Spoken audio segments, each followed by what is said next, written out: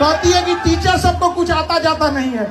अच्छा तो तुम ही पढ़ाओ, हम लोग पढ़ने आ रहे हैं, पढ़ाओ पढ़ाओ कि 2000 के नोट में चिप लगा हुआ है, पढ़ाओ पढ़ाओ कि कैसे तलवे चाटे जाते हैं, हम लोग भी आके सीखेंगे।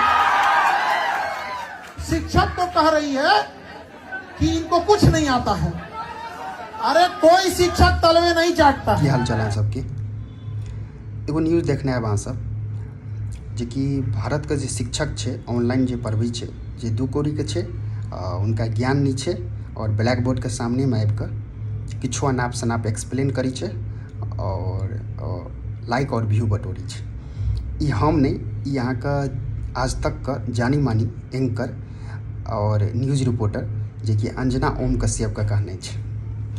देखियो 31 मई का एगो सेशन रखल गेल छले, लाइव सेशन छले, जाहिमे जे छै यहाँ का भारत में जे धांधली भऽ रहल छै, पेपर लीक भऽ रहल छै, ताहि के लेल रखल गेल छले। ओहिके बीच में जे छै अंजना ओम कश्यप का कहने छै कि भारत के जे स्टूडेंट छै जे कि ऑनलाइन पर बेसी फोकस करी छै, जे ऑनलाइन जे पढ़बै छै यहाँ का यूट्यूब पर, उ शिक्षक जे छै दू कोरी के छै और उनका ज्ञान नहीं छै, अनाप शनाप अहाँ के एक्सप्लेन करी छै और उनकर मेन मकसद पैसा कमेनाइ छै। तो अहूँ सबके मालूम है कि जे भी पैघ पैघ टीचर छै, जेना विकास सर भऽ गेलै, खान सर भऽ गेलै, अलख पांडे सर भेलै, एहन एहन बहुत पैघ पैघ शिक्षक छै जे कि हाईली क्वालिफाइड छै, वेल एजुकेटेड छै।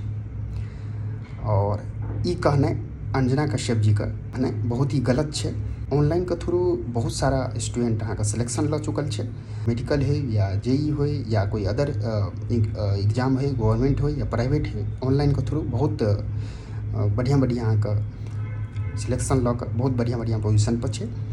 और इनकर स्टेटमेंट अयला के बाद जे छै बहुत सारा स्टूडेंटो अहाँ के बहुत गुस्सा में छै और टीचरो जे छै एग्रेसिव छै। ई बहुत गलत कहलखिन, ई नहीं कहबाक चाही। एक न्यूज़ रिपोर्टर होई के नाते एहन बात सही नहीं छै।